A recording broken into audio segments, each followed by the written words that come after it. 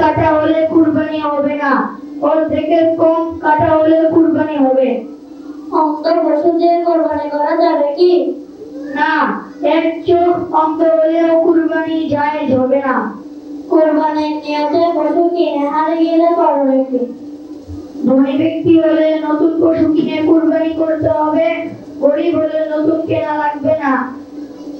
হারানো পশু ফিরে পেলে ধনী ব্যক্তি একটি কুরবানি করবে, তবে দুটি কুরবানি করা উত্তম।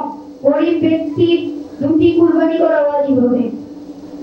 গর্ভবতী পশু দিয়ে কুরবানি করা যাবে কি? হ্যাঁ, গর্ভবতী পশু দিয়ে কোরবানি করা যাবে। জবাইয়ের পর বাচ্চা জীবিত পাওয়া গেলে কি করতে হবে?